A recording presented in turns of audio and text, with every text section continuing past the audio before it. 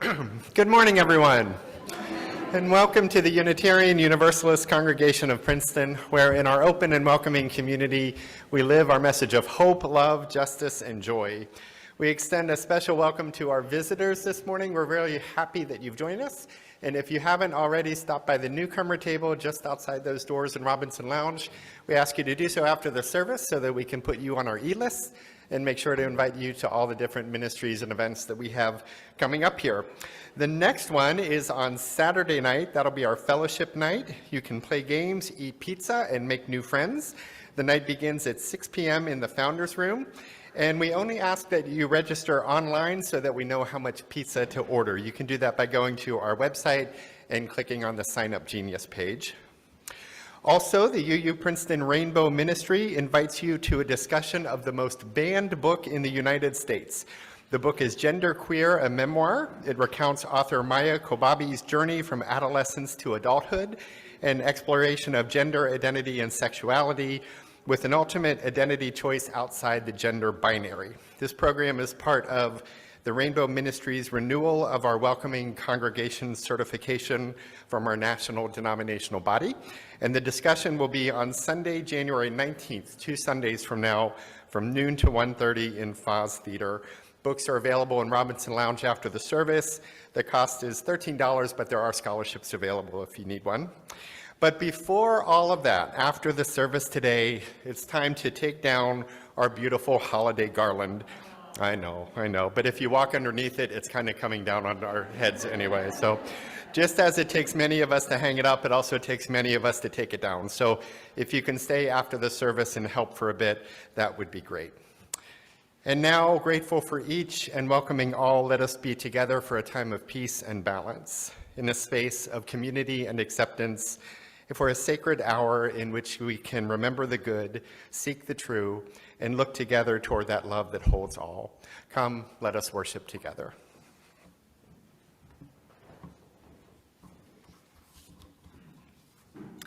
No matter what happens in life, be good to people. Being good to people is a wonderful legacy to leave behind. Taylor Swift. Our prayer this morning is a New Year's prayer written by Cole Arthur Riley and included in her book, Black Liturgies, Prayers, Poems, and Meditations for Staying Human. Let us pray.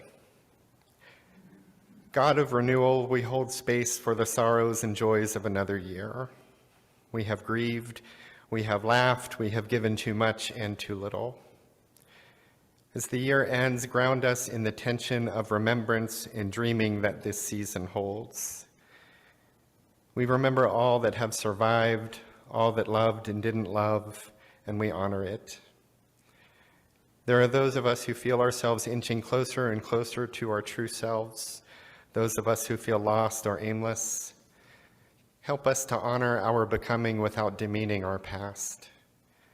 Remind us that every season has its place and that the path to liberation is never linear.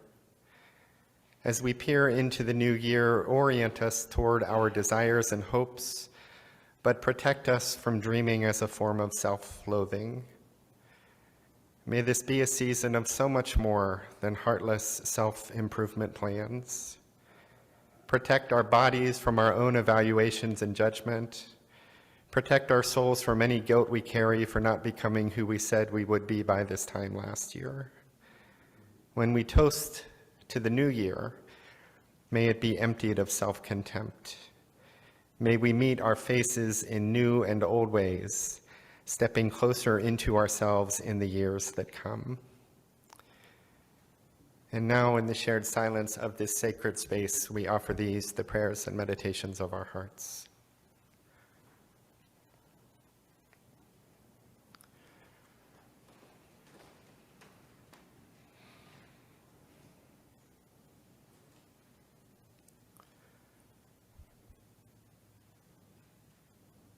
May it be so, and amen.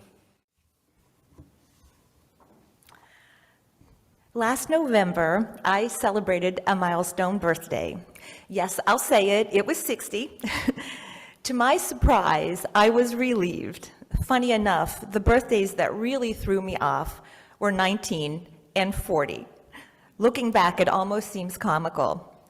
I imagine some of you thinking, oh, 60, I remember that. Truly, we all are on our own journeys.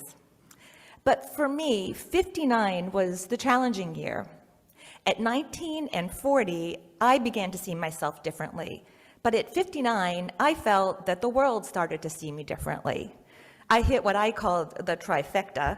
Number one, after 35 plus years in the telecom and software and cybersecurity industry, I retired, yay. Number two, I let my hair return to its natural color. And number three, I became a grandma, or as I'm called, Cece, for the second time. But suddenly, I felt labeled, retired, gray-haired, grandma. It felt like the world was putting me in a box. But wait, I was still active, I was still productive. So I leaned in. I tackled a nagging hip issue with physical therapy. I trained for and ran the Rehoboth Beach Half Marathon, along with Gareth and coincidentally Reverend Bill, who was doing the full marathon. And I signed up for a Spanish language immersion course in Guanajuato, Mexico next month. So I felt great.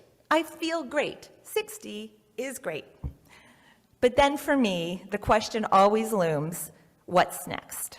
And of course, what comes next after that? Well, we all know what comes next after that.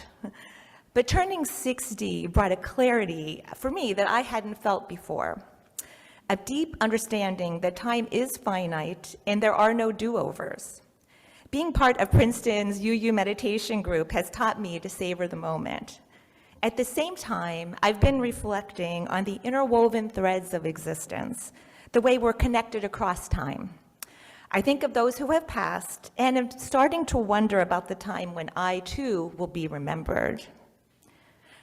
I was very close to my dad, and even 14 years after his passing, I miss him dearly.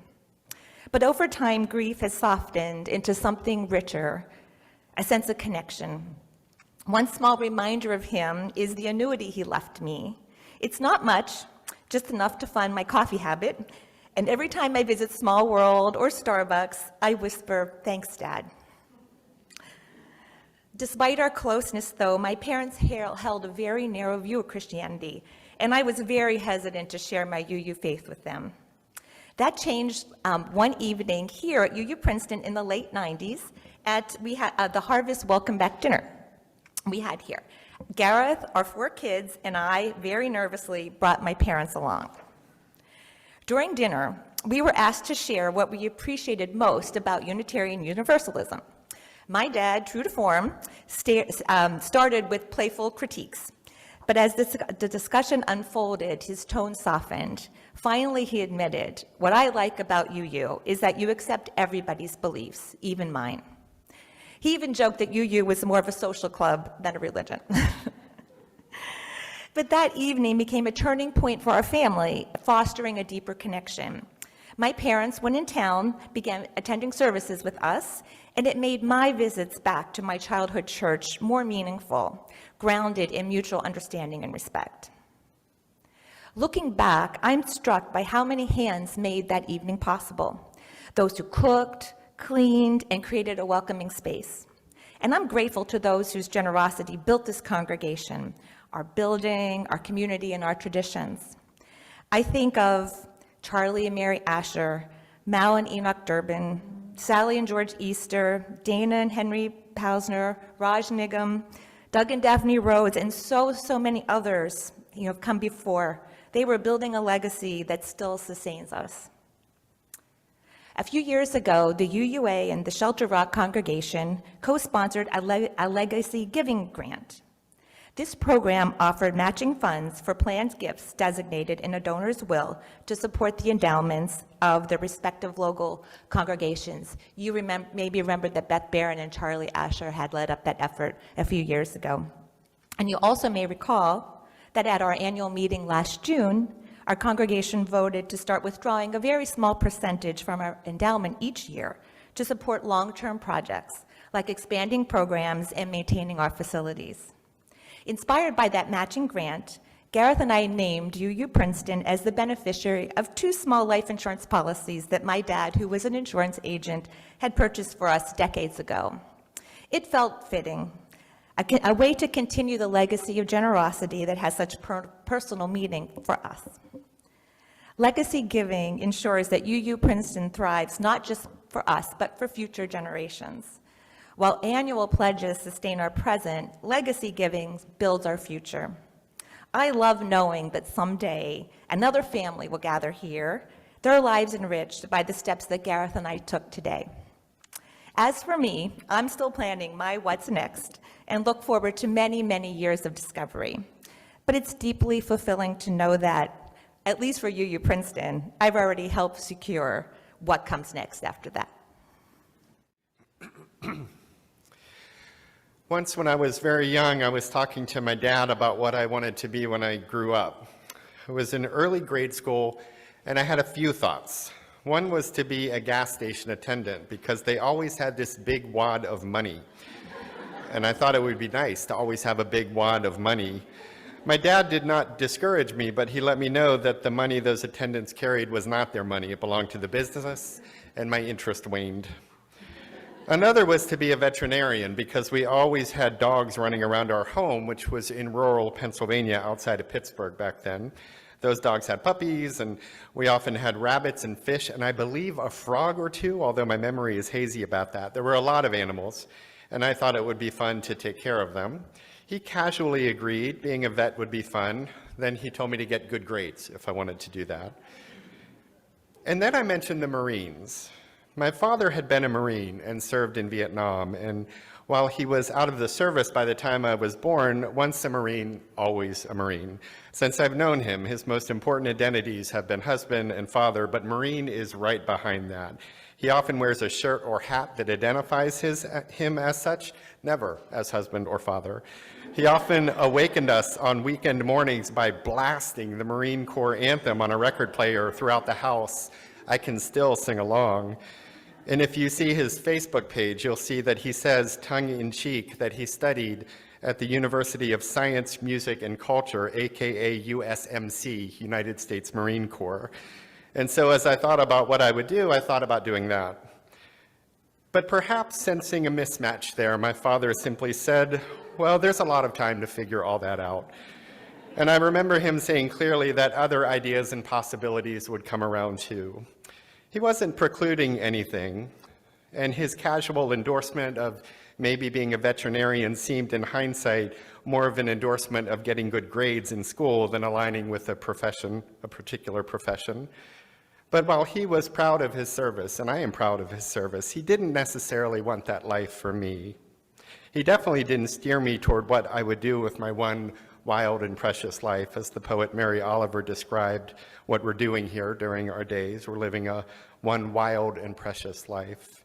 She concludes her poem, This Summer Day, with the lines, I don't know exactly what a prayer is.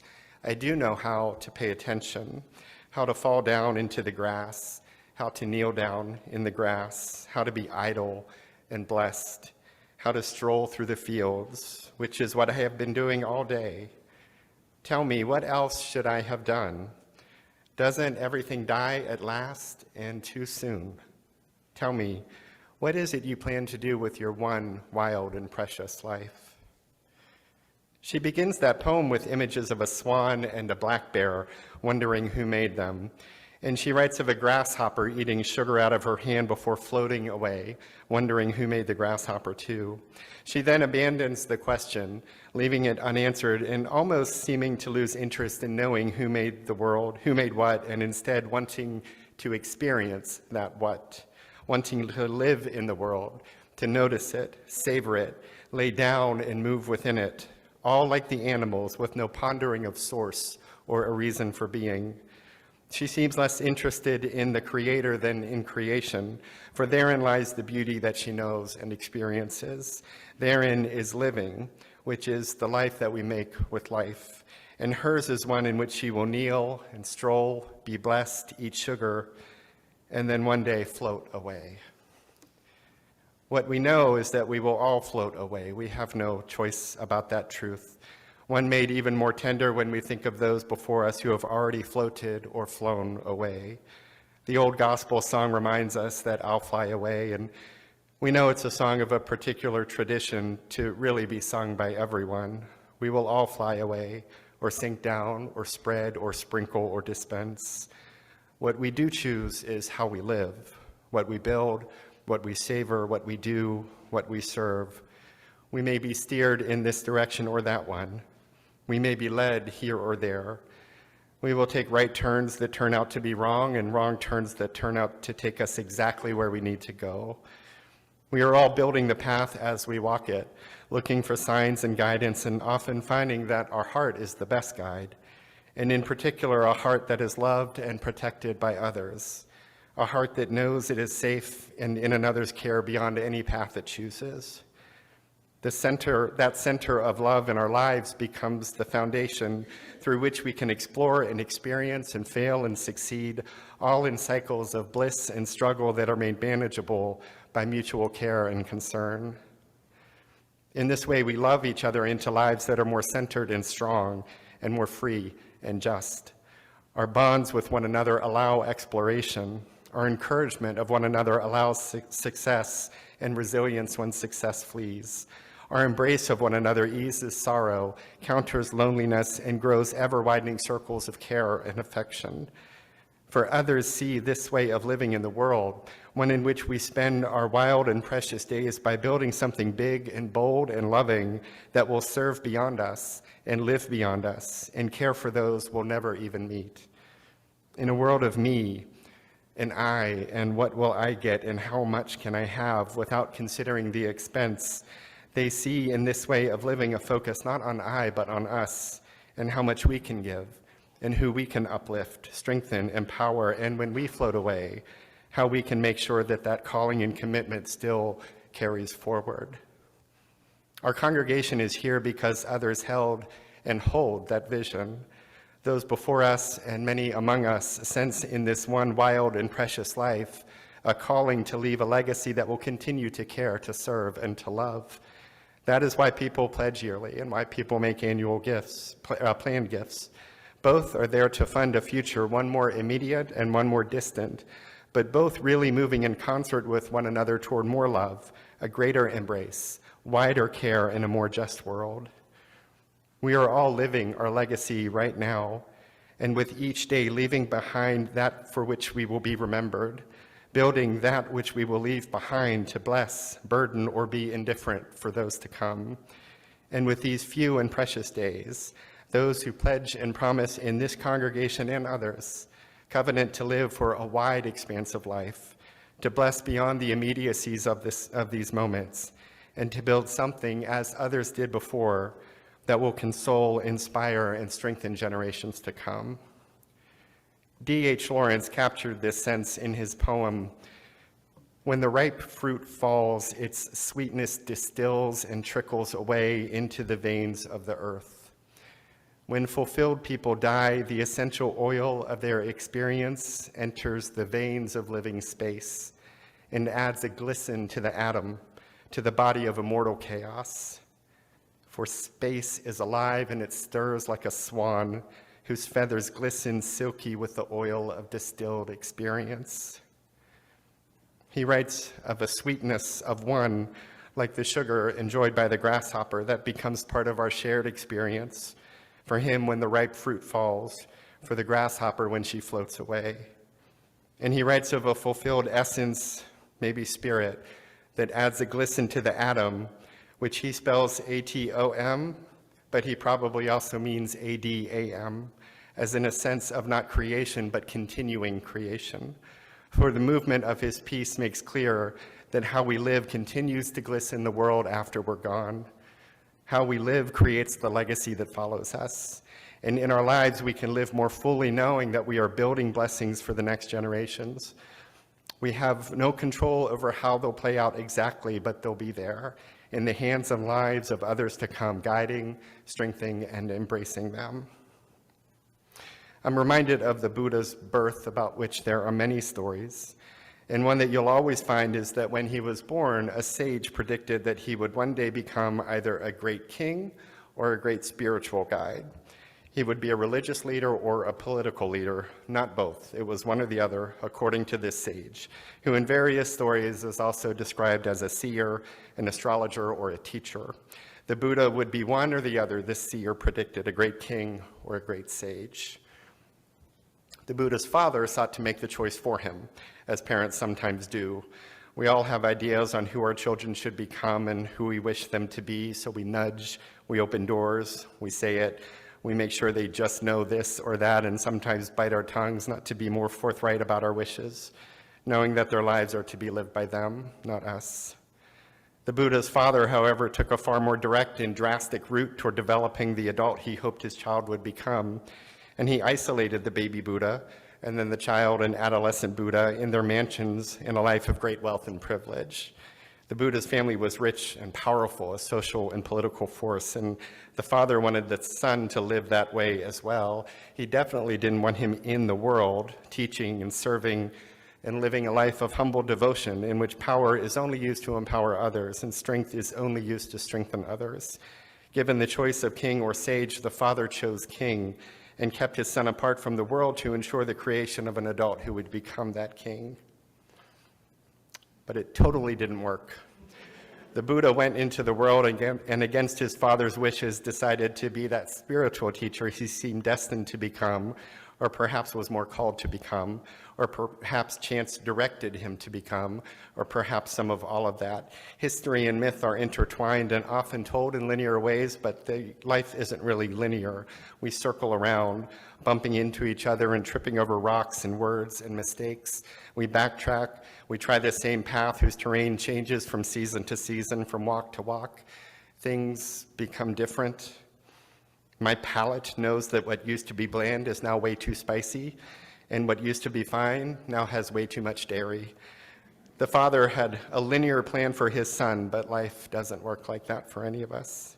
He sought to control that which he could not control, but he did have an influence on his child. He did, through restriction, help create a yearning, or at least receptivity, for that which was shielded from his son.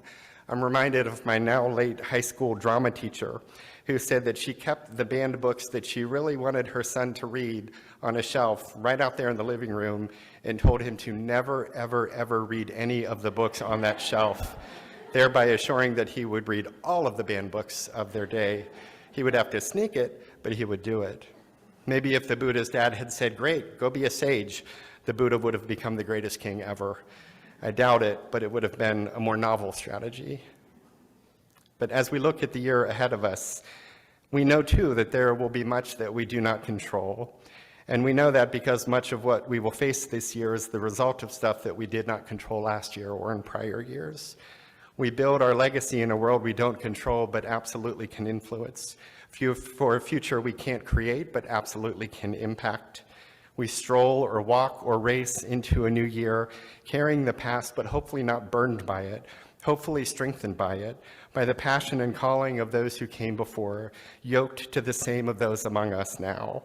We face a new year, hopefully with hope, that who we've been strengthens who we are becoming, and that together we choose again and again to bless neighbor and stranger with more hope and love and justice and joy. And though winds of hatred will howl sometimes, and though we will be urged to live for self, for greed, for gain, in fear of neighbor and stranger and other, we will nevertheless persist in making of our one wild and precious life a just and loving life. We will join those lives together, making a just and loving congregation that enlivens a just and loving faith. And when those winds of hatred howl, our song will sing louder, our song of a powerful gospel that has and will again counter screeds of fear and greed with the truth of love and the vision of a beloved community and the power of a faith that does not shrink in the face of fear, a faith that instead rises up because we raise it up with strength as others have before us and as we wish to leave as legacy for those to come. With our one wild and precious life, we build on the loving and just lives of those before us to leave as strength for those to come, and in the meantime, serve beyond ourselves, beyond our walls, beyond our lives, with the hope, love, justice, and joy that we will all need in generous supply in 2025. May we be generous and fearless and loving and just this year. May our gospel rise to meet the challenges of these times, that neighbor and stranger will feel held by our shared ministry. May we serve well and together, and may the Holy bless our efforts and those of all others who are building a beautiful, fair, and more sustainable future. May it be so, and amen. And at the end of our hour, we extinguish our chalice, knowing that its light stays with us until we gather again. Go forth grateful for the moments before you, the breath within you, the people among you, and the Spirit guiding you toward lives of love and kindness. And go forth knowing that you are held always and always with everyone else by that great love of no beginning and never ending. Go in peace, and amen.